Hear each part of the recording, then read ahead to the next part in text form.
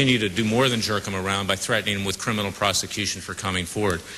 I now turn it over to Tom Fitton, who's going to read you the sworn statement of Barry Carmody. There will be more FBI agents coming forward, and they'll be doing it in short order because they represent the American people before they represent bureaucratic hacks in Washington, D.C. Good morning. My name is Tom Fitton. I'm president of Judicial Watch. Before I read Mr. Carmody's declaration, I'd like to read an excerpted portion of a sworn statement made by our client, Mr. Wright, that was released to Mr. Wright under the Freedom of Information Act. It's a public document. It was approved for release with some excisions by the Department of Justice and the FBI. In April of 1999, Special Agent, the name is blanked, had telephoned and advised me that a friend of his worked as an accountant for a company upon which I had served the company president and vice president with federal grand jury subpoenas. He also advised me that the accountant was concerned about harming his application he had submitted to the FBI to become a translator. Through the course of my investigation, it had been determined that this company had received financing from, and then it is blanked, and United States designated Hamas terrorist blank.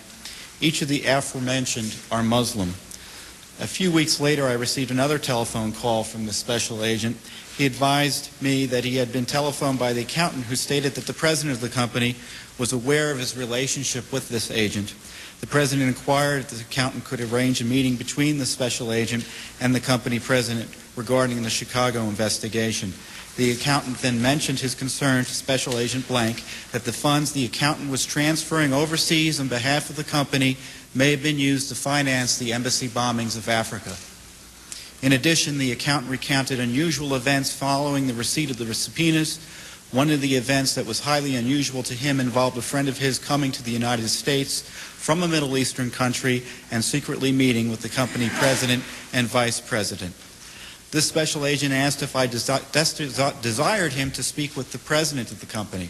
I advised him that I desired him to have the meeting and to wear a concealed recording device or wire to record what transpired.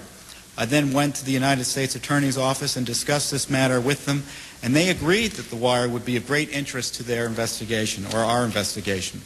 When I returned to the office, my supervisor summoned me to the office and advised me that this special agent was not going to wear the wire and that I should forget about it. Later, while at the United States Attorney's offices on other matters, the question of the special agents wearing the wire was brought up by one of the attorneys. The assistant U.S. attorney still desired the special agent to wear the wire. A conference telephone call was then arranged between 3 assistant U.S. attorneys, a fellow FBI special agent, and myself, calling from Chicago, Illinois, and speaking with the special agent and his supervisor in Dallas, Texas. The assistant U.S. attorneys expressed to this special agent the importance of the investigation and the purported wire. The special agent stated that he would only record the individual if he told him that he was wearing a wire. One of the assistant U.S. attorneys told the special agent they would get a meeting location and wire it so that the special agent would not have to wear the wire. This was not acceptable to that special agent, who then proposed placing a tape recorder on a table and then speaking with the individual. When this was deemed unacceptable by those present, the special agent advised he would meet with the individual and report the meeting on an FD 302, which is an official report form, as he had done before in response to a similar request from the FBI in Tampa. The assistant U.S. attorneys advised that this was not what they desired and inquired what the root of the objection was to wearing the wire. The special agent advised that he feared for his safety. When he was told the FBI could protect him, the special agent told them he did not trust the FBI to protect them. The assistant U.S. attorneys continued to ask why the special agent would not wear the wire, and he stated, "A Muslim does not record another Muslim." Sometime thereafter, the U.S. attorneys, believing that this telephone conference would be revisited, drafted a document describing the events discussed. I believe this was done as they felt the decision reached would come into question at a later date, and they desired to have a record of this position. I believe this document may also have been signed by the United States Attorney and is maintained by his office. Later, while speaking about a different matter to a special agent in the FBI Washington field office, I explained the problems I was having getting the special agent to wear a wire.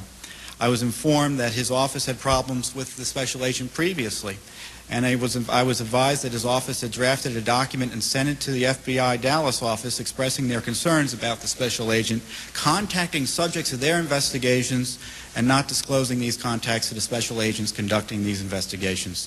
Further, I was told to speak with a particular special agent in Tampa's FBI office. And this special agent is a friend of Mr. Wright's, and he related that the subject of one of his investigations, who is Muslim, had once reached out to this special agent we're talking about, and he refused to wear a wire when they requested. We have here the declaration of, in addition to the document I just read from, the declaration of Barry Carmody, which is sworn to under oath, and which is signed today. Excuse me? Oh, and Wright's is sworn under oath as well, the document that you all have. I, Barry Carmody, a resident of Hillsborough County, Florida, hereby declare as follows. I am retired 34-year veteran special agent of the Federal Bureau of Investigation. During my service with the FBI, I was charged with conducting criminal and foreign counterintelligence investigations pursuant to Department of Justice regulations and U.S. law. From 1995 through February of 2000, and in the course of conducting a lawful investigation within the jurisdiction of the FBI's Tampa office, I had occasion to seek the assistance of a FBI special agent assigned to the Dallas FBI office. I asked Special Agent Blank to record a telephone conversation during a meeting with an individual involved in an open FBI criminal investigation. Special Agent Blank refused to record this telephone conversation, saying he would make the call but would not record it. I said this was unsatisfactory. It had been discussed with the United States Attorney's Office in Tampa, and we required a recorded conversation. He still refused to record the conversation.